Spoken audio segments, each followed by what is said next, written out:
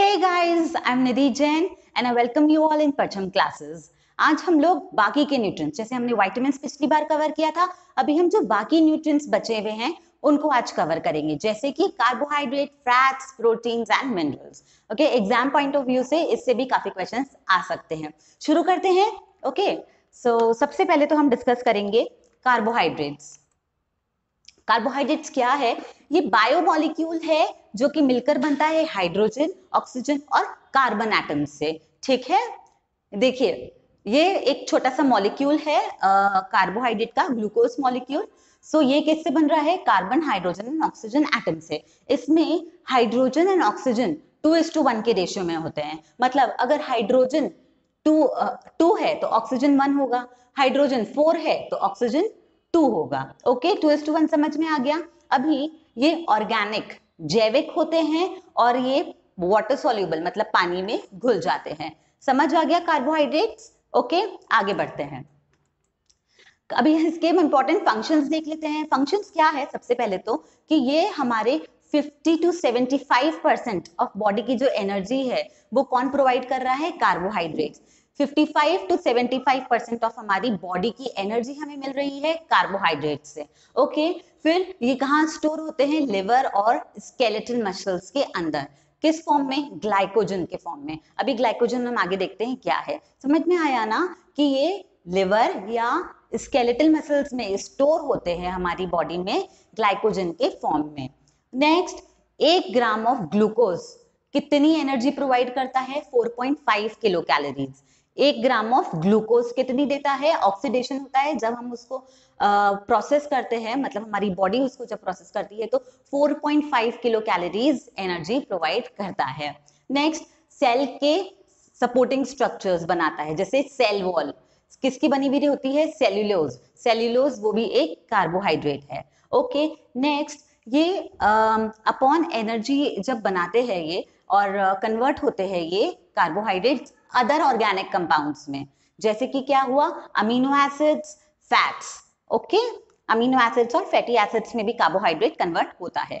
समझ में आया ना फंक्शंस इसके. नेक्स्ट चलते हैं हम लोग. नेक्स्ट, ये एक क्लासिफिकेशन है कार्बोहाइड्रेट्स का. अभी हम इसको जल्दी से समझ लेते हैं. कार्बोहाइड्रेट्स कितनी क्लासेस में है? मोनोसैकेराइड्स, डाइसैकेराइड्स, ओलिगोसैकेराइड्स और पॉलीसैकेराइड्स. मोनो मतलब 1, सैकेराइड हम शुगर के लिए यूज कर रहे हैं. ठीक है, तो मोनो मतलब 1, मतलब एक शुगर मॉलिक्यूल, केवल एक शुगर मॉलिक्यूल. सो वो 3 प्रकार की होती है मोनोसैकेराइड्स: ग्लूकोज, फ्रक्टोज और गैलेक्टोज. ओके, ग्लूकोज, फ्रक्टोज और गैलेक्टोज. अभी डाइसैकेराइड्स. डाइसैकेराइड्स 2 शुगर मॉलिक्यूल से मिलके बन रही है. ओके, मतलब एक ये है और एक ये है, ये दोनों शुगर मॉलिक्यूल्स मिल गए तो क्या बन रहा है? डाइसैकेराइड्स. सो इसके एग्जांपल्स क्या हैं? सुक्रोज, लैक्टोज और माल्टोज. सुक्रोज, लैक्टोज और माल्टोज. नेक्स्ट है ओलिगोसैकेराइड्स. ओलिगोसैकेराइड्स क्या हुआ? हमारा 3 या 10 मॉलिक्यूल्स जुड़ रहे हैं. 3 या 10 मॉलिक्यूल्स जब आपस में जुड़ रहे हैं, एक चेन बना रहे हैं, उसको हम कह रहे हैं क्या? ओलिगोसैकेराइड्स. अभी ये किस तरह के हैं? रैफिनोज और स्टैक्योज. ठीक है, रैफिनोज और स्टैक्योज, ये नाम है इन शुगर्स के. ठीक है ना गाइस, ये प्रकार हैं इनके, टाइप्स हैं और ये इनके एग्जांपल्स हैं. और लास्ट, पॉलीसैकेराइड्स. पॉलीसैकेराइड्स मतलब 10 से ज्यादा शुगर मॉलिक्यूल्स जब एक के साथ एक जुड़ जाते हैं उसको हम कहते हैं पॉलीसैकेराइड्स. इसके एग्जांपल्स क्या हो गया? स्टार्च हो गया, सेल्यूलोज हो गया, ग्लाइकोजन हो गया. क्लियर है ना गाइस? क्लासिफिकेशन बहुत सिंपल है. मोनो मतलब 1, डाई मतलब 2, ओलिगो मतलब 3 से 10 और पॉली मतलब 10 से ज्यादा. ओके, क्लियर है? ठीक है. नेक्स्ट, अभी हम इसके सोर्सेज देख लेते हैं, क्योंकि एग्जाम में कभी कभी क्या होता है, कुछ कुछ क्वेश्चंस इनके सोर्सेज से भी आते हैं. ओके, सो अभी हम वो डिस्कस कर लेते हैं. मैं अगेन इंपॉर्टेंट डिस्कस करूंगी, बिकॉज ओवरलैप करते हैं, हम कंफ्यूज हो जाएंगे. ओके, सो फ्रक्टोज, जैसा कि मैंने कहा था, मोनोसैकेराइड है, एक शुगर मॉलिक्यूल. तो वो किस में पाया जाता है? हनी, शहद के अंदर. ड्राइड फ्रूट्स, जैसे कि हमारी एप्पल्स हो गई, डेट्स हो गई, डेट्स मतलब खजूर हो गया. मोलासेस, मोलासेस को क्या कहते हैं? गुड़, उसके अंदर मौजूद है फ्रक्टोज. फिर हमारे फ्रेश फ्रूट्स में मौजूद है. फिर हमारे फ्रेश फ्रूट्स कौन कौन से? जैसे कि एप्पल, ग्रेप्स, कीवी, बनानास. और ये सुक्रोज के डाइजेशन में भी हमारा क्या मिलता है हमको, फ्रक्टोज। सुक्रोज डाइसैकेराइड्स थी, 2 शुगर मॉलिक्यूल से मिलती है, तो उसमें एक होता है फ्रक्टोज। क्लियर है? फ्रक्टोज कहाँ कहाँ पाया जाता है? अभी हम नेक्स्ट डिस्कस करेंगे ग्लूकोज। ग्लूकोज अगेन हनी के अंदर, ड्राई फ्रूट्स हमारे जैसे कि हमारे हैं डेट्स, खजूर, फिग, अंजीर। फिर फ्रूट्स, फ्रेश फ्रूट्स, ग्रेप्स और मैंगोज में पाया जाता है। फिर हमारी वेजिटेबल्स जैसे कि स्वीट कॉर्न भुट्टे में पाया जाता है। और ये जूसेस के अंदर, ठीक है, जो हमारी मैन्युफैक्चर फूड्स है, मैन्युफैक्चर मतलब डब्बे में जो चीज आ रही है, हमारे जूसेस आते हैं, कैन जूसेस आते हैं, है ना, बाजार से हम जूस लाके पीते हैं, उसके अंदर है। या तो पास्ता सॉसेस के अंदर है, हाँ आजकल हम कितना यूज करते हैं ना पास्ता सॉसेस, पिज्जा सॉसेस। सो उन सब में वो एक क्या बोलते हैं हम, सोर्स है ग्लूकोज का। ओके, अभी हम बात करेंगे गैलेक्टोज की। गैलेक्टोज किस में मिलता है? बटर में, क्रीम में, चीज में। लैक्टोज फ्री मिल्क, जिसमें लैक्टोज नहीं होता मिल्क में, उसमें हम होता है गैलेक्टोज। फिर कॉफी के ग्रैन्युल्स के अंदर, कॉफी ग्रैन्युल्स, कॉफी, उसके अंदर ब्लैक पेपर, काली मिर्ची के अंदर, ठीक है, और डेयरी प्रोडक्ट्स जिसमें कि लैक्टोज नहीं होता। ओके, और डाइजेशन ऑफ लैक्टोज से मिल रहा है ये, मतलब लैक्टोज शुगर किससे मिलके बनती है? एक तो गैलेक्टोज से, और एक आगे हम देख लेंगे अभी। क्लियर है ना गाइस इन सबके सोर्सेज? नेक्स्ट है डाइसैकेराइड्स। सबसे पहले है सुक्रोज। सुक्रोज किससे मिल रही है हमको? शुगर केन मतलब गन्ना, शुगर बीट्स, चुकंदर, ठीक है। फिर शुगर मेपल सैप, मतलब मेपल एक तरह का पौधा होता है, पेड़ होता है इनफैक्ट पौधा नहीं पेड़ होता है, तो उसके सैप से उसका जेल जो है, या उससे हम जो शुगर एक्सट्रैक्ट करते हैं, ठीक है, जैसे कि गन्ना हुआ ना, गन्ना से शुगर केन शुगर निकल रही है, वैसे ही मेपल से भी निकलती है, राइट। सो उसके एक्सट्रैक्ट से टेबल शुगर, हम जो रोज शुगर खाते हैं ना, वो एक रिच सोर्स है सुक्रोज का। ओके, ये मेन चीज ध्यान रखिए। फिर हमारा आता है मैल्टोज। मॉल्टोज कहाँ मिलता है हमको? मॉल्टेड व्हीट मतलब पका हुआ गेहूं, बार्ले, जौ के अंदर, ठीक है, ब्रेड्स के अंदर, हमारे सीरियल्स जो हैं, सीरियल्स मतलब अनाज, जो हमारा सीरियल्स, गेहूं, मक्का, बाजरा, ये सारी चीजें उसके अंदर। एनर्जी बार्स, आजकल मार्केट में कितनी एनर्जी बार्स आ रही है, उसके अंदर। स्वीट पोटैटोज मतलब स्वीट पोटैटोज क्या होता है हमारा, वो शकरकंदी, ठीक है, उसके अंदर। मॉल्ट एक्सट्रैक्ट, वही मॉल्ट का एक्सट्रैक्ट, पके हुए गेहूं का एक्सट्रैक्ट और गुड़। ओके, फिर लैक्टोज। लैक्टोज मिल्क प्रोडक्ट्स में, जिसमें लैक्टोज है, मिल्क जो लैक्टोज कर, उसके सारे मिल्क प्रोडक्ट्स में, मिल्क में हुआ आपका दही, छाछ, लस्सी, हर चीज में आपको मिल रही है लैक्टोज। बाकी गोट्स मिल्क और आइसक्रीम में भी अवेलेबल है। समझ में आ रहा है ना ये सोर्सेस का? इस आगे बढ़ते हैं। ओलिगोसैकेराइड्स, जैसा मैंने बताया था, 3 या 10 शुगर मॉलिक्यूल्स जब अटैच्ड हैं, इसके एग्जांपल क्या है? रेफिनोजस टैक्यूज। अभी इसका क्या सोर्स है? लेग्यूम्स। लेग्यूम्स मतलब फलियां, खाने में फलियां खाते हैं वो, कैबेज, बीन्स, ठीक है, अनियन, चुकंदर, राइट। चुकंदर के बाद में एस्पैरगस मतलब शतावरी, शतावरी, ठीक है, खाइए शतावरी उसके अंदर, ठीक है, पीज, मटर। सो ये हमारे सारे सोर्सेस हैं ओलिगोसैकेराइड्स के। नेक्स्ट हम चलते हैं पॉलीसैकेराइड्स। पॉलीसैकेराइड्स में भी 2 हैं, स्टार्च और नॉन स्टार्च। स्टार्च कौन कौन से हैं?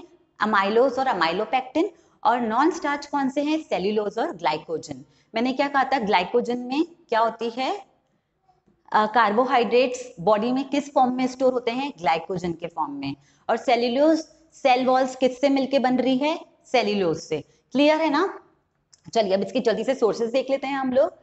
स्टार्च कहाँ पाया जाता है? सीरियल फूड्स के अंदर, सीरियल्स, मक्का, ज्वार, बाजरा, ये सारी चीजें। फिर ओट्स मील, ओट्स क्या होते हैं? जौं का आटा, राइट। तो ओट्स में भी भारी मात्रा में हमको स्टार्च मिलेगा। इंस्टेंट नूडल्स, पास्ता, राइस, इन सब में मिल रहा है हमको। पोटैटोज में मिल रहा है, मक्के में मिल रहा है स्टार्च। अभी सेल्यूलोज कहाँ मिलता है हमको? राइट, सेल्यूलोज, ग्लाइकोजन जो है वो कहाँ मिलते हैं? वेजिटेबल्स में, फ्रूट्स में, ठीक है, बहुत ही, हम कहते हैं ना फाइबर्स, तो ये फाइबर है, इसमें बहुत अच्छा फाइबरस कंटेंट है, इसको खाना चाहिए हमको।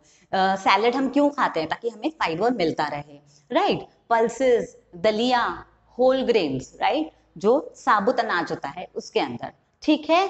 क्लियर है? चलिए आगे बढ़ते हैं हम लोग। अभी हम इंपॉर्टेंट दो तीन शुगर कर लेते हैं। एग्जाम में लैक्टोज से क्वेश्चन आता है। सो लैक्टोज क्या है? एक डाइसैकेराइड है, मैंने बोला था, दो शुगर मॉलिक्यूल से मिलके बनती है। किससे? गैलेक्टोज और ग्लूकोज से। क्लियर है? ये जो हमारे दूध का मीठापन होता है वो इसी की वजह से होता है गाइस। और दूध का अगर हमारा मान लीजिए 100 ग्राम दूध है, 100 मिलीलीटर दूध है, तो उसमें 2 से 8% हमारा क्या होगा? लैक्टोज। 2 से 8% हमारा होगा लैक्टोज, इसीलिए इसको मिल्क शुगर भी कहा जाता है। ठीक है, आगे बढ़े। ओके, सो फाइबर्स। अभी फाइबर्स क्या है? जैसा कि मैंने कहा, कहाँ से मिलता है ये? साबुत अनाज से मिलता है, वेजिटेबल्स, फ्रूट से मिलता है। सो फाइबर को हम खा तो सकते हैं बट डाइजेस्ट नहीं कर सकते हमारी बॉडी। ठीक है, डाइजेस्टेबल नहीं है ये हमारी बॉडी में इसी प्रकार से जैसा हम उसे खाते हैं ऑलमोस्ट उसी प्रकार से अनचेंज्ड घूमता रहता है। ये किस लिए? दूसरी शुगर्स को यूज करने में बॉडी को मदद करता है, हमारी ब्लड शुगर लेवल को रेगुलेट करता है, राइट। और हमें हमारी भूख को नियंत्रित रखे, ना ज्यादा लगे ना कम लगे, इसलिए फाइबर्स का बहुत इंपॉर्टेंट रोल है। अभी ये कहाँ पाया जाता है? मैंने आगे भी बताया, इसको जल्दी से ले लेते हैं। ओट्स में पाया जाता है, लेंटिल्स दालों में पाया जाता है, वेजिटेबल फ्रूट्स इन सब में पाया जाता है। Okay, next. अब डाइटरी रिकमेंडेशंस देख लेते हैं। 130 ग्राम ईच डे, 130 ग्राम ईच डे कार्बोहाइड्रेट फैट्स चाहिए बच्चों और अडल्ट्स को। ठीक है, विमेन को एटलीस्ट 38 ग्राम्स ऑफ फाइबर अपनी डाइट में होना चाहिए हर दिन, और मेंस को एटलीस्ट 25 ग्राम ऑफ फाइबर हर दिन लेना चाहिए। क्लियर है ना कार्बोहाइड्रेट गाइज? आई थिंक बहुत क्लियर। इंपॉर्टेंट चीजें मोनो, डाई, ओलिगो, पॉली, इसके sources, starch, fibre. Clear everything? Next आगे बढ़ते हैं। अभी हम फैट्स डिस्कस करेंगे। फैट्स एक्चुअली क्या होता है ना, मॉलिक्यूल्स हैं जो कंसिस्ट करते हैं मेनली हाइड्रोजन और कार्बन के। ठीक है, हाइड्रोफोबिक होते हैं, मतलब पानी में तो नहीं घुलते, ये ऑर्गेनिक सॉल्वेंट्स में घुलते हैं। ऑर्गेनिक सॉल्वेंट्स मतलब ये हमारे अल्कोहल्स हो गया, एस्टर्स हो गए, जिसमें कार्बन होता है, तो कार्बन कार्बन आपस में घुल जाते हैं। अभी के लिए हमें इतना जानना बहुत जरूरी है, काफी भी है इनफैक्ट, है ना। चलिए फिर इनसॉल्युबल वाटर में हाइड्रोफोबिक मतलब फोबिया है इनको, भाई डरते हैं ये वाटर से। हाइड्रोफोबिक पानी में नहीं घुलते। फिर स्टोर्ड सोर्सेस ऑफ एनर्जी, जैसे कि कार्बोहाइड्रेट हमारा बॉडी में स्टोर होता है, एनर्जी रिलीज करता है जब हमें एनर्जी चाहिए, वैसे ही फैट्स भी स्टोर होता है, और जब हमें एनर्जी की रिक्वायरमेंट होती है हम हमारे स्टोर फैट्स को यूज कर सकते हैं। क्लियर है गाइस? ओके, एग्जांपल्स क्या हैं अभी इसके? फैटी एसिड्स के एग्जांपल्स क्या है? ट्राइग्लिसराइड्स, कोलेस्ट्रॉल और फॉस्फोलिपिड्स। अभी इनमें से ट्राइग्लिसराइड्स इंपॉर्टेंट है, तो हम ट्राइग्लिसराइड्स को देखते हैं। ट्राइग्लिसराइड क्या है? बेसिकली एस्टर है, किससे मिलके बन रहा है? एक ग्लूकोज मॉलिक्यूल से और 3 फैटी एसिड से, इसीलिए ट्राई मतलब 3। तो एक हमारा हुआ ग्लिसरॉल, सॉरी ग्लूकोज नहीं, ग्लिसरॉल का मॉलिक्यूल, और 3 फैटी एसिड्स हुए हमारे। सो ये मिलके हमारा बनाता है ट्राइग्लिसराइड्स। क्लियर है? Okay, triglycerides animal fats, human fats या खाने के फैट्स का भी एक अहम हिस्सा है। क्लियर है गाइस? चलिए आगे बढ़ते हैं। एग्जाम में एक क्वेश्चन आता है ट्राइग्लिसराइड्स, ग्लिसरॉल और फैटी एसिड से संबंधित, ध्यान रखिएगा। अभी फैट्स हमारी बॉडी को 15 से 25% ऑफ एनर्जी प्रोवाइड करता है। हमारी बॉडी को जितनी एनर्जी चाहिए 15 से 25% ऑफ एनर्जी हम फैट से लेते हैं। ठीक है, कार्बोहाइड्रेट से कितनी लेते थे? 75 से 55%। ओके, फैट से हम 15 से 25% ले रहे हैं, और हमारी बॉडी का जितना अवेलेबल फैट है उसका 50% हमारी स्किन के नीचे, त्वचा के अंदर, स्किन के जस्ट नीचे ही इकट्ठा रहता है। क्यों? ताकि हमारी बॉडी के टेम्परेचर को रेगुलेट कर सके। ठीक है गाइस? अभी फैट्स, 1 ग्राम ऑफ फैट कितनी एनर्जी प्रोवाइड करता है? 9 किलो कैलोरीज। कार्बोहाइड्रेट कितना देता था? 4.5। फैट्स कितना देता है? 9 किलो कैलोरीज। मतलब फैट के एक मॉलिक्यूल में ज्यादा एनर्जी है, ठीक है, एज कंपेयर टू कार्बोहाइड्रेट्स। ये क्वेश्चन आता है प्रोटीन, फैट्स और कार्बोहाइड्रेट्स में। प्रोटीन का आगे देखेंगे। ओके, चलिए। अभी फैट्स 2 तरह के होते हैं, एसेंशियल और नॉन एसेंशियल। एसेंशियल वो होते हैं जो हम हमारे खाने के सोर्सेज से लेते हैं, जो हमारी बॉडी खुद नहीं बना सकती। ठीक है, एसेंशियल इसीलिए तो कहते हैं जरूरी। जरूरी क्यों है? क्योंकि भाई हम खुद नहीं बना रहे ना, तो हमें बाहर से चाहिए कि भाई बाहर के खाने से हमें वो चीज मिल जाए, ताकि उसकी कमी हमारी बॉडी में ना हो। सो एसेंशियल और नॉन एसेंशियल। अभी एसेंशियल में 2 इंपॉर्टेंट है, वो हम डिस्कस कर लेते हैं। वो है alpha linolenic acid, alpha linolenic acid, जिसको हम ओमेगा 3 फैटी एसिड भी बोलते हैं। थर्ड फैटी एसिड कहाँ अटैच्ड है? ओमेगा 3 पोजीशन पे, राइट। और ये हमारे बॉडी में जो अनवांटेड फैट है ना, उसको अक्यूमुलेट करने से रोकता है। सबसे ज्यादा ये लिंसीड ऑयल में, लिंसीड मतलब अलसी, मान लीजिए आप, अलसी के तेल में सबसे ज्यादा ये मौजूद होता है। बाकी का इसमें मौजूद होता है हमारा फ्लैक्सीड में, तो ऑयल में कनोला, कनोला भी एक तरह का ऑयल है हमारा गाइस, और सोयाबीन के तेल में। ठीक है, समझ में आ गया? Alpha linolenic acid linseed oil, ध्यान रखिएगा इसको। ओके, नेक्स्ट है लिनोलिक एसिड। वो था अल्फा लिनोलेनिक एसिड, ये है linoleic acid, linoleic acid. Okay, ये ओमेगा 6 फैटी एसिड है, ये ध्यान रखिएगा गाइस। अल्फा से 3 और विदाउट अल्फा 6, ये भी क्वेश्चन आ सकता है। फिर ये कहां पर मौजूद है हमारा? सनफ्लावर ऑयल में, सोयाबीन ऑयल में, कॉर्न में, कैनोला ऑयल में, as well as nuts. Nuts मतलब क्या होता है? ग्राउंड नट, जैसे मूंगफलियां, है ना, ये सारी चीजें। समझ में आ गया? ये क्लियर है एसेंशियल फैटी एसिड्स। आगे बढ़े, चलो। अभी type of fatty acid, type of fats. तो हमारे कितने टाइप के फैट्स होते हैं? 3 मेजर, सैचुरेटेड, अनसैचुरेटेड और ट्रांस फैट। सैचुरेटेड और अनसैचुरेटेड में डबल बॉन्ड का अंतर होता है। आप ये सोच लीजिए कार्बन कार्बन एटम्स में जो डबल बॉन्ड होता है उसकी बात कर रही हूँ। अब इसमें आप क्या सोचिए ना, सैचुरेटेड मतलब एकदम उसको किसी चीज की जरूरत नहीं है, वो एकदम अपने में सेटिस्फाइड है, तो डबल बॉन्ड्स इसमें नहीं है। अनसैचुरेटेड में डबल बॉन्ड्स हैं, अगर एक बार ये डबल बॉन्ड का एक बॉन्ड हट गया तो वो भी हो जाएगा सैचुरेटेड। एक्स्ट्रा चीज है तो वो अनसेटिस्फाइड है, मुझे एक्स्ट्रा चीज नहीं चाहिए तो वो अनसेटिस्फाइड है। ये केवल याद करने के लिए, अदरवाइज बेस्ट होते हैं अनसैचुरेटेड, ये अपन आगे देखेंगे। और अनसैचुरेटेड में भी 2 तरह के होते हैं, मोनोसैचुरेटेड और पॉली अनसैचुरेटेड। मोनो और पॉली अगेन वही फंडा है, एक मॉलिक्यूल है तो मोनो अनसैचुरेटेड, ज्यादा मॉलिक्यूल्स अटैच है तो पॉली अनसैचुरेटेड। क्लियर है? समझ में आ गया? और पॉली अनसैचुरेटेड का एग्जांपल जैसा कि हमने आगे पढ़ा था, omega 6, omega 3, linolenic acid, alpha linolenic और लिनोलिक एसिड। क्लियर है ना गाइस? सैचुरेटेड, अनसैचुरेटेड और ट्रांस फैट्स। अभी इसको आगे हम देखते हैं। ओके, चलिए। अभी फैटी एसिड सैचुरेटेड और ट्रांस, ये खराब फैटी एसिड्स हैं, हमारी बॉडी को ज्यादा मात्रा में ये नहीं होने चाहिए। सैचुरेटेड फैट्स अभी क्या होता है ना, जैसे कि हमारे एनिमल प्रोडक्ट से मिल रहा है, बीफ हुआ, पोर्क हुआ, मीट हुई, और डेयरी प्रोडक्ट से मिल रहा है, जैसे कि हमारा बटर, चीज, मिल्क, आइसक्रीम। सो ये क्या करता है, हमारे ब्लड कोलेस्ट्रॉल लेवल को बढ़ाता है। ठीक है, हार्ट डिजीजेस के चांसेस भी बढ़ाता है अगर ज्यादा मात्रा में होता है, इसलिए हमें इनका इंटेक कम रखना चाहिए। ठीक है, सैचुरेटेड का।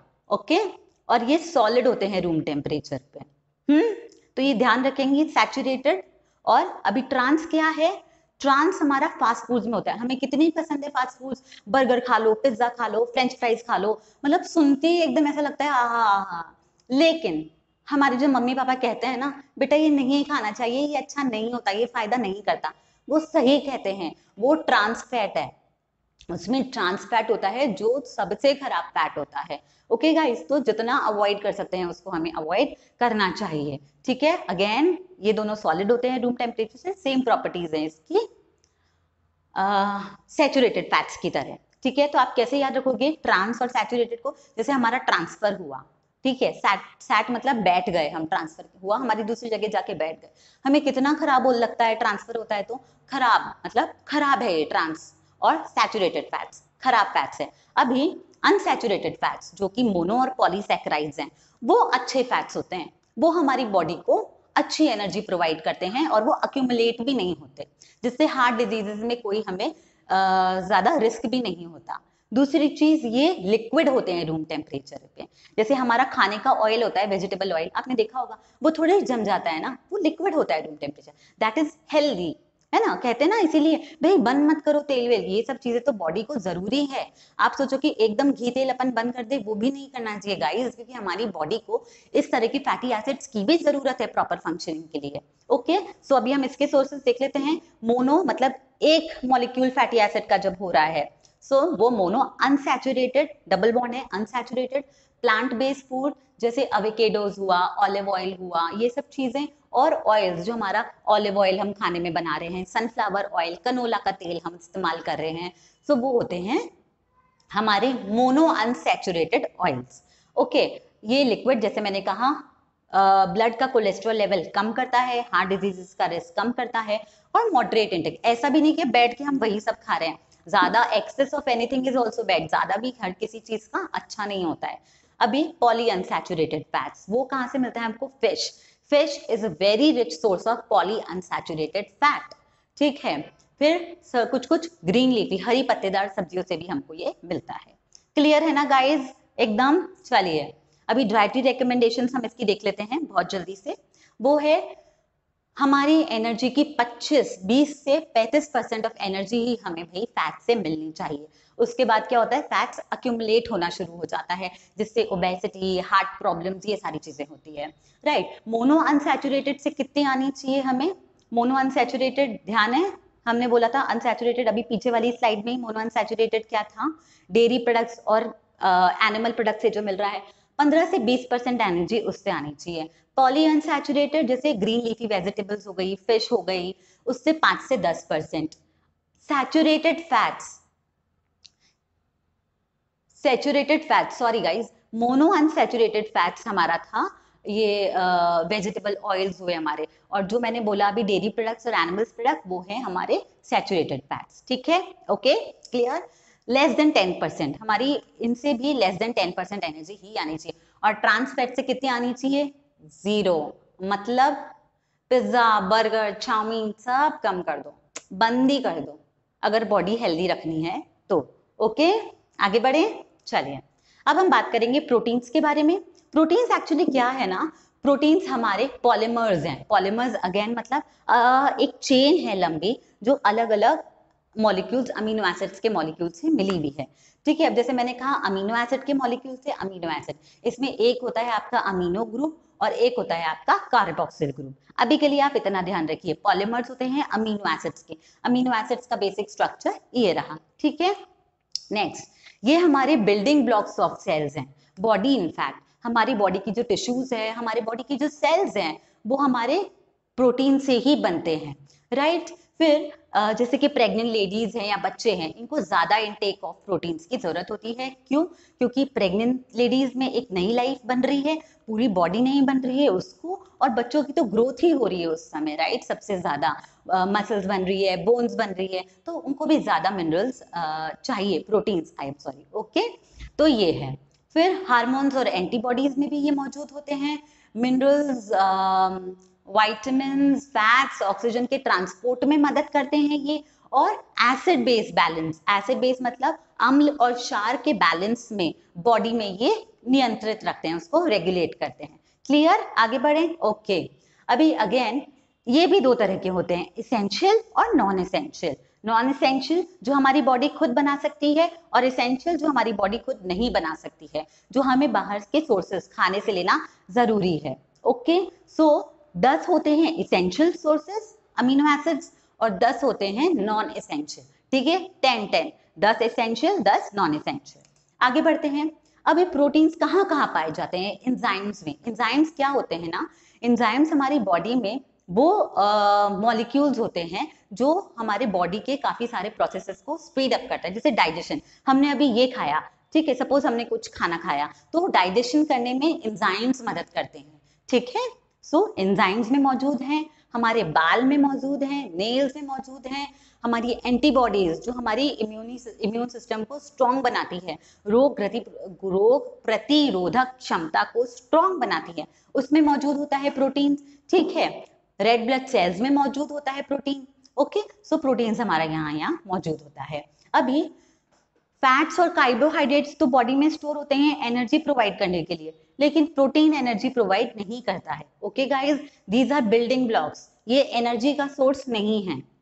अगेन इंपॉर्टेंट चीज, प्लीज इसको याद रखिएगा, proteins are not sources of energy. Clear है? नेक्स्ट, ओके, अभी प्रोटीन क्या होता है ना, कंप्लीट प्रोटीन्स हो सकते हैं और इनकम्प्लीट प्रोटीन्स। कंप्लीट प्रोटीन्स मतलब जिसमें 10 के 10 इसेंशियल अमीनो एसिड्स मिल रहे हैं हमको, ठीक है, वो एक कंप्लीट प्रोटीन डाइट हो गई। और जिसमें 10 के 10 नहीं मिल रहे हैं वो है इनकम्प्लीट प्रोटीन डाइट। अभी एक जनरल रूल क्या कहता है, जो एनिमल प्रोडक्ट्स होते हैं ना गाइस, वो होते हैं हमारे कंप्लीट प्रोटीन्स के सोर्सेज, जैसे कि बीफ, चिकन, फिश, पोर्क और डेयरी प्रोडक्ट्स, राइट। और इनकम्प्लीट सोर्सेज होते हैं प्लांट्स। एक्सेप्शंस तो सब में होते हैं, अभी हम एक्सेप्शंस ही देखेंगे आगे, लेकिन प्लांट जो प्रोडक्ट्स हैं वो इनकम्प्लीट सोर्स ऑफ प्रोटीन्स होते हैं, जैसे कि nuts, seeds, rice, beans, grains, ठीक है, ये सारे जो हमारे सोर्सेज है वो इनकम्प्लीट सोर्स ऑफ प्रोटीन्स है। अभी हम इसको आगे देखते हैं। मैंने क्या बोला, प्लांट में कुछ एक्सेप्शंस भी होते हैं, तो एक्सेप्शंस ये रहे, सोयाबीन, किनोआ, किनोआ भी एक तरह का पौधा है, वो भी आजकल खाने में बहुत हेल्दी है। हमने अभी कुछ टाइम पहले हमें पता लगा है, वेस्टर्न कंट्रीज काफी लोगों को पहले से ही पता था।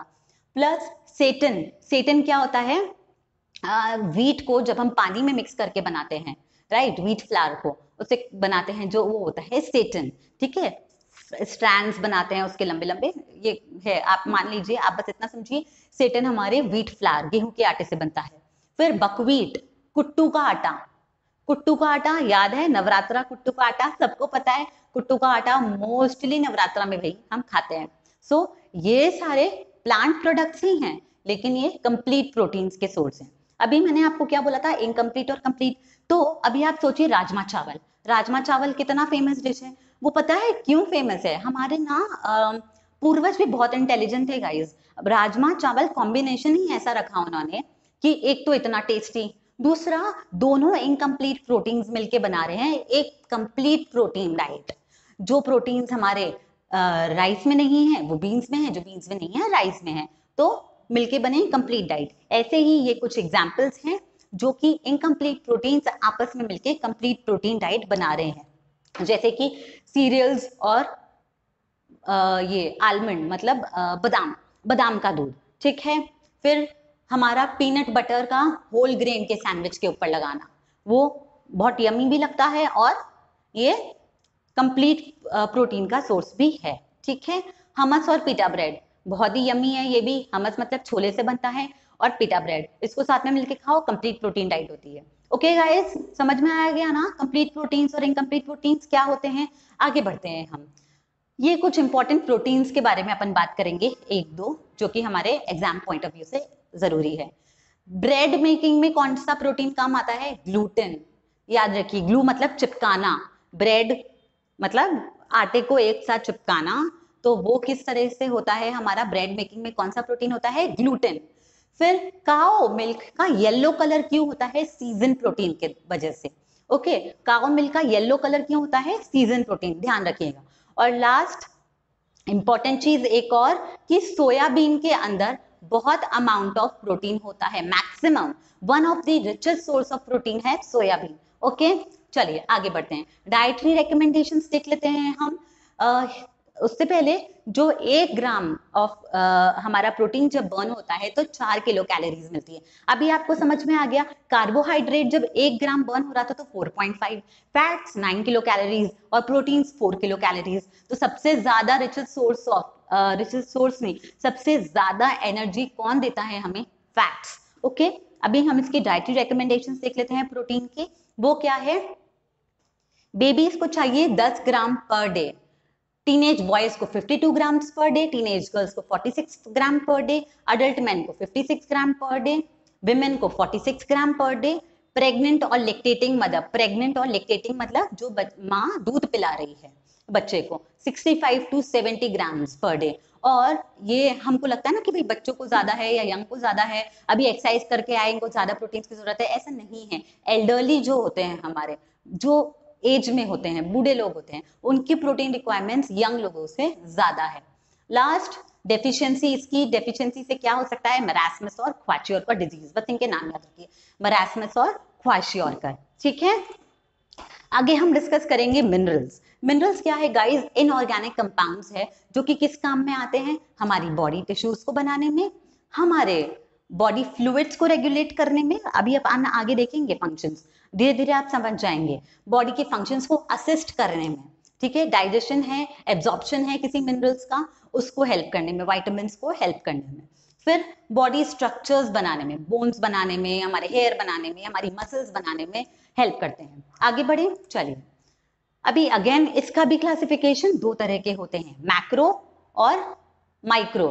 मैक्रो को क्या कहते हैं, मेजर मिनरल्स, और माइक्रो को हम कहते हैं ट्रेस मिनरल्स। अगर किसी मिनरल को 100 मिलीग्राम से ज्यादा की आवश्यकता बॉडी को उस मिनरल की होती है, उसे हम कहते हैं मेजर या मैक्रो मिनरल्स। जैसे कि कौन कौन से होते हैं ये, magnesium, sulphur, sodium, chloride, calcium, potassium, phosphorus, 7 तरह के ये होते हैं।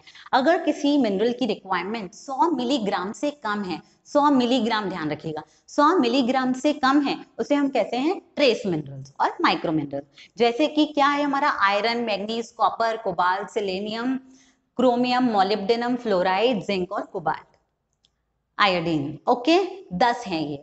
क्लियर है ना गाइस ये? अब चलिए हम जल्दी से क्या करेंगे ना, एक छोटा सा समझते हैं कि मिनरल्स क्या है। मिनरल्स एक्चुअली क्या है, सॉल्ट है जो पानी के अंदर घुल जाते हैं। अब जैसे ही वो पानी के अंदर घुलते हैं वो एटम्स में ब्रेक हो जाते हैं। एटम्स क्या होते हैं, या तो पॉजिटिवली चार्ज अपने ऊपर लेते हैं या तो नेगेटिवली चार्ज अपने ऊपर लेते हैं। पॉजिटिव चार्ज लेते हैं तो हम उसे कैटायंस कहते हैं, नेगेटिव चार्ज अपने ऊपर लेते हैं तो हम उसे अनायंस कहते हैं। ठीक है, केमिस्ट्री में इसको आगे अच्छे से समझेंगे, अभी के लिए इतना समझ लीजिए कि ये आयंस में ब्रेक होते हैं मिनरल्स। ओके गाइस, आगे अभी हम कुछ इंपॉर्टेंट मिनरल्स की बात करेंगे। एग्जाम में क्वेश्चन ना इनके सोर्सेस से भी काफी ज्यादा आता है, प्लस इनके डेफिशिएंसी डिजीजेस से भी आता है, तो हम जल्दी से इसको समझते हैं। कैल्शियम हमारा सबसे ज्यादा इंपॉर्टेंट, कैल्शियम का रोल है बोन्स फॉर्मेशन में, ठीक है, बोन्स और टीथ फॉर्मेशन में। फिर नर्व इंपल्सेस को कैरी करना, मतलब यहाँ पर हमने सपोज पिंच किया तो ये मैसेज ही लेके जा रहा है हमारे ब्रेन तक और हमें दर्द हो रहा है, ठीक है, दर्द हो रहा है, तो ये नर्व इंपल्स हमारा मैसेज ट्रांसफर कर रहा है, ट्रांसमिशन में मदद कर रहा है।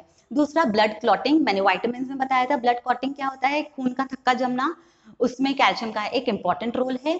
फिर हार्ट का फंक्शन और हमारी मसल्स एक्टिविटी रेगुलर चलती रहे, उसमें भी इसका बहुत बड़ा रोल है। अभी इसके सोर्सेज इंपॉर्टेंट है गाइस। सोर्सेज क्या होता है हमारा, मिल्क, चीज, सैल्मन, मिल्क, चीज, सैल्मन एक तरह की फिश है, और हरी पत्तेदार सब्जियों के अंदर। अभी इसके डेफिशिएंसी डिजीजेस से क्या होता है, सबसे पहले तो आप सोचिए कि भाई हमारी बॉडी की ग्रोथ नहीं होगी, है ना, प्रॉपर, क्योंकि मसल्स में भी ये काम कर रहा है और बोन्स में भी काम कर रहा है, तो बोन्स और मसल्स की हमारी ग्रोथ प्रॉपर नहीं होगी। उससे क्या होगा, ऑस्टियोपोरोसिस। ऑस्टियोपोरोसिस मतलब हमारी जो बोन्स होती है वो इतनी फ्रेजाइल हो जाती है, नाजुक हो जाती हैं, कि हमारी जो पुरानी बोन्स बिखरती जा रही है और नए बोन्स का हमारा फॉर्मेशन है वो एक पेस पे नहीं होता, ठीक है, मैच नहीं होता।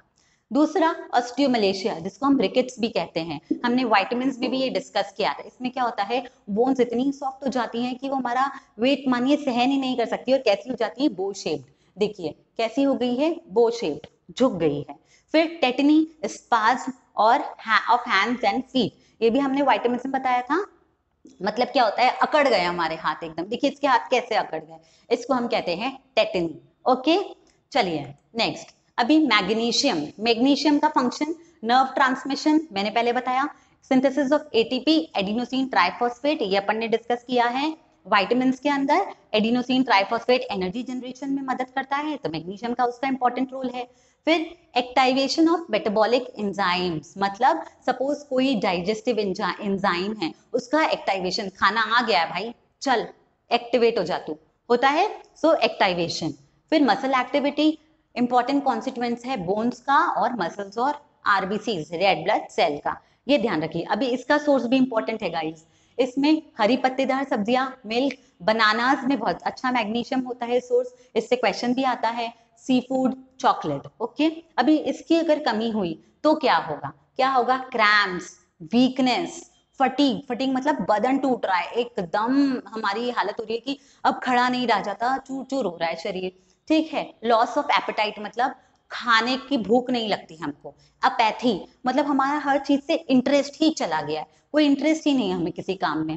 कंफ्यूजन, समझ में नहीं आ रहा, दिमाग कंफ्यूजन, हमें ऐसा लग रहा है हम ये करें, हम ये करें, हम क्या करें, समझ ही नहीं आ रहा है, ठीक है। पुअर मेमोरी, हमारी जो मेमोरी है वो बहुत वीक हो जाती है, याद ही नहीं रहती चीजें हमें, ठीक है। सो ये मैग्नीशियम के डेफिशिएंसी डिजीजेस या उसके अभाव में जो बॉडी में चेंजेस आते हैं वो है। अभी हम नेक्स्ट करते हैं क्लोराइड। क्लोराइड क्या होता है गाइस? गैस्ट्रिक एसिडिटी, जो हमारी गैस्ट्रिक एसिडिटी है उसको रेगुलेट करता है। फिर एसिड बेस बैलेंस को रेगुलेट करता है, बॉडी के इलेक्ट्रोलाइट बैलेंस को रेगुलेट करता है, मतलब फ्लूइड्स वाटर बैलेंस को रेगुलेट करता है, पानी ज्यादा ना हो जाए, एसिडिक ना हो जाए, हमारी बॉडी के फ्लूइड ज्यादा बेसिक ना हो जाए, इन सब चीजों को। ये कहाँ पर मिलता है? आयोडीन टेबल सॉल्ट के अंदर, एग्स में, सी फूड में। इसकी कमी से क्या हो सकता है? गैस्ट्रिक एसिडिटी हो सकती है, क्लोराइड, ठीक है, क्लोराइड की बात कर रहे हैं। गैस्ट्रिक एसिडिटी हो सकती है हमारी, ठीक है। बाकी ब्लड का जो पीएच बैलेंस है वो इम्बैलेंस हो जाएगा, और नॉजिया, एग्जॉशन, ये भी हमारे अदर सिम्टम्स हैं इसके। Next, phosphorus. Phosphorus again important, ये जितने भी अपन ने मिनरल्स डिस्कस कर रहे हैं ना गाइस, वो बहुत इंपॉर्टेंट है, प्लीज इसको आप लोग ध्यान से याद करिएगा। अभी इसके फॉस्फोरस का फंक्शन क्या है? अगेन बोन्स और टीथ में इसका बहुत इंपॉर्टेंट फंक्शन है। पीएच, बॉडी के ब्लड के पीएच को मेंटेन करने में इंपॉर्टेंट है ये, और ब्लड के सेल्स का एक बहुत अहम हिस्सा है ये, ठीक है। अभी फॉस्फोरस कहाँ पाया जाता है? सबसे ज्यादा मिल्क में, हमारे मीट के अंदर, पोल्ट्री, फिश, होल ग्रेन्स मतलब साबुत अनाज के अंदर, लेग्यूम्स मतलब फलियों के अंदर। ओके, क्लियर है? अब इसकी अभाव में क्या क्या हो सकता है हमारी बॉडी में? वीकनेस हो सकती है, एनरोक्सिया मतलब सिवियर वेट लॉस, समझ नहीं आ रहा है तो ना वेट लॉस क्यों हो रहा है, एनरोक्सिया, ओके। फिर अनीमिया, सबको पता है, डीमिनरलाइजेशन ऑफ बोन्स, मतलब हमारी बोन्स में से मिनरल्स लूज करते जा रहे हैं, और वही सारी बोन्स की डिजीजेस हमको हो रही है, वीक होना, ब्रिटल होना, बोन्स में एनर्जी नहीं रहना, ये सारी चीजें। और रेस्पिरेटरी प्रॉब्लम्स, सांस लेने में तकलीफ, ठीक है। चलिए, अभी पोटेशियम। पोटेशियम क्यों इंपॉर्टेंट है? सबसे पहले तो कंट्रैक्शन ऑफ मसल्स, हमारी मसल्स की रेगुलर एक्टिविटी के लिए, कंट्रैक्ट कर रही है, एक्सपैंड कर रही है, ये सब चीजों के लिए हमारा पोटेशियम बहुत जरूरी है। फ्लूइड बैलेंस के लिए जरूरी है, नर्व ट्रांसमिशन के लिए जरूरी है, नर्व ट्रांसमिशन मैंने अभी जस्ट आगे बताया है, हार्ट की प्रॉपर रिदम चलती रहे उसके लिए जरूरी है, और सेल मेटाबॉलिज्म मतलब हर सेल अपना फंक्शन अकॉर्डिंग से करता है, उसके लिए भी जरूरी है। अभी पोटेशियम का रिचेस्ट सोर्स होता है गाइस बनानास, ठीक है, ध्यान रखिएगा, इससे रिलेटेड क्वेश्चंस आते हैं। बाकी मिल्क में, लेग्यूम्स में, सीरियल्स, मीट, इन सब में भी पोटेशियम अवेलेबल है। अभी इसके अभाव से, इसकी डेफिशिएंसी से हमारे बॉडी में क्या होता है? हाइपोकिलीमिया। हाइपोकिलीमिया क्या है? वीकनेस और फटीग और वीकनेस मैंने आपको आगे एक्सप्लेन किया है, ठीक है, वीकनेस और फटीग। बाकी मसल वीकनेस होती है, कंफ्यूजन, एबनॉर्मल हार्ट बीट, ये सारे इसके सिम्टम्स हैं। ओके गाइस, चलिए आगे। अभी sodium again is a very important mineral. ये क्या काम करता है हमारा? ये इसका सबसे ज्यादा इंपॉर्टेंट काम है फ्लूइड बैलेंस को रेगुलेट करना, बॉडी के हमारी इलेक्ट्रोलाइट और वाटर बैलेंस है उसको रेगुलेट करना, एसिड बेस बैलेंस को रेगुलेट करना। अभी आपको पता है क्या मतलब है? जैसे कि हमारा अगर सोडियम ज्यादा हो गया, मैंने विटामिन्स में भी आपको ये चीज बताई थी, ब्रेन की एक्टिविटी में इफेक्ट करता है, सो ये बहुत इंपॉर्टेंट है, और नर्व इंपल्सेस में भी ये बहुत ज्यादा इंपॉर्टेंट है। समझ में आ गया? अभी इसके सोर्सेस, सबसे अहम सोर्स क्या है हमारा सोडियम का? टेबल सॉल्ट, ठीक है, जो हम घर में खाने में नमक यूज करते हैं वो।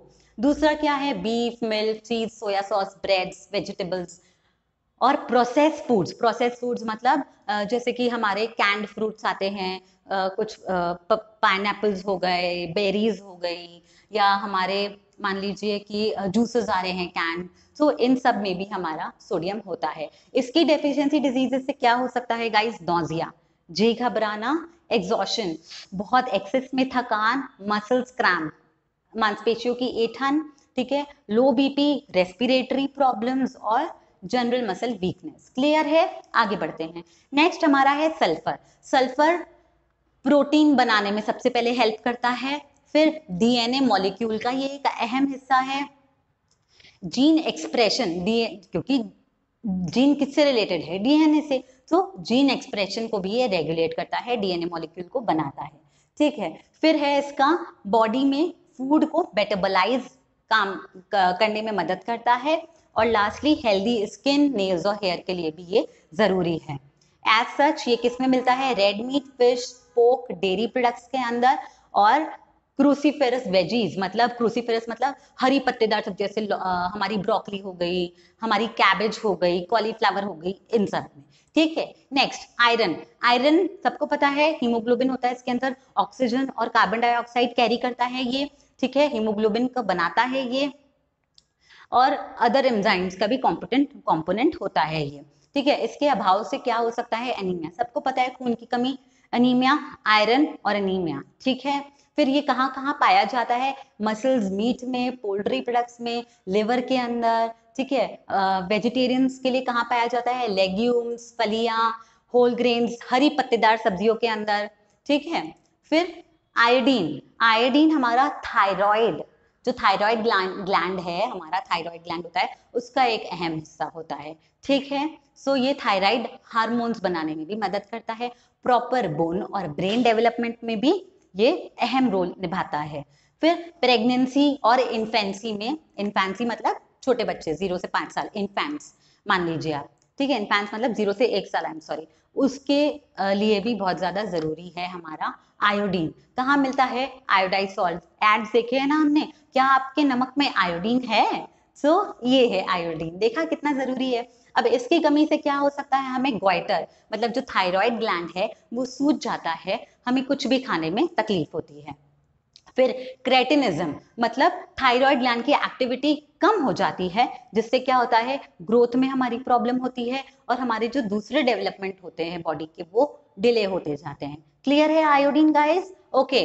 फिर जिंक। जिंक क्या करता है, फॉर्मेशन ऑफ कोलेजन। कोलेजन क्या होता है, कनेक्टिव टिश्यू का एक हिस्सा होता है, तो उसके फॉर्मेशन में हेल्प करता है। वुंड हीलिंग, टेस्ट ऑसिटी मतलब टेस्ट हमारी बस अच्छे से काम करती रहे, हमें टेस्ट प्रॉपर आता रहे। एसेंशियल फॉर ग्रोथ और इम्यून रिएक्शंस, ठीक है। मैं एक एक वर्ड इसलिए इस बार एक्सप्लेन नहीं कर रही हूँ, मैंने काफी सारा वाइटामिन और आगे की स्लाइड्स में एक्सप्लेन कर दिया है। Okay guys. फिर ये कहाँ से मिलता है, seafood, oysters, liver, egg, milk, wheat bran, गेहूं के छिलके में। इसकी कमी से क्या होता है, डॉर्फिज्म, इंसान बौना रह जाता है, ठीक है। अनीमिया, लॉस ऑफ एपेटाइट, भूख नहीं लग रही है। वुंड हीलिंग हमारी प्रॉपर नहीं हो रही है, वुंड मतलब जख्म हो गया है, वो भर नहीं रहा है, और टेस्ट ऑसिटी हमारी कम हो जाती है। ओके गाइस, अभी ये भी एक बहुत इंपॉर्टेंट है एग्जाम पॉइंट ऑफ व्यू से कि कौन कौन से कॉम्बिनेशंस होते हैं जिससे हमारा एब्जॉर्प्शन बेस्ट हो मिनरल्स और वाइटामिन का। आयरन और विटामिन सी मतलब पालक की सब्जी बनाओ, नींबू डाल दो, बेस्ट एब्जॉर्प्शन है आयरन और विटामिन का, एक दूसरे के साथ ही बहुत अच्छे से रहते हैं। आई सी हम बोले ICU, IC ध्यान रखिएगा, आयरन और विटामिन सी। विटामिन डी और कैल्शियम दोनों देख रहे हैं अभी आप, पहले हमने देखा विटामिन डी का कितना इंपॉर्टेंट रोल है बोन फॉर्मेशन में, अभी कैल्शियम का हमने देखा। ओके। फिर vitamin A, D, E, K और फैट, मैंने विटामिन में बताया था ये फैट सॉल्युबल होते हैं, तो ये आपस में मिलके अच्छा काम करेंगे। बाकी मैग्नीशियम और जिंक, जैसे बनाना शेक, बनाना में क्या होता है हमारा मैग्नीशियम और जिंक होता है हमारा दूध के अंदर, अच्छा, सो बनाना शेक हेल्दी होता है कहते हैं। सो ये सारे कॉम्बिनेशंस भी आप ध्यान रखिएगा गाइस। ओके ओके गाइज, आज के लिए इतना ही, होपफुली आपको वीडियो पसंद आया होगा। अभी हम नेक्स्ट सेशन में क्या करेंगे, विटामिन्स और इस सेशन से रिलेटेड जितने भी हमारे प्रीवियस ईयर्स क्वेश्चंस आए हैं, हम majority of the questions solve करने की कोशिश करेंगे। सो आप दोनों वीडियोस से गो थ्रू हो जाइए ताकि मेरे साथ साथ आप लोग क्वेश्चन सॉल्व करते रहें। ओके। और हाँ, और एक और इम्पॉर्टेंट चीज, आपको अगर कुछ नेक्स्ट सेशंस चाहिए कि मैं इस टॉपिक पे आगे सेशंस कवर करूं, सो प्लीज कमेंट सेक्शन में आप लोगों से भी मेंशन कर दीजिए। Okay guys, so have a great day, stay safe, stay happy, bye.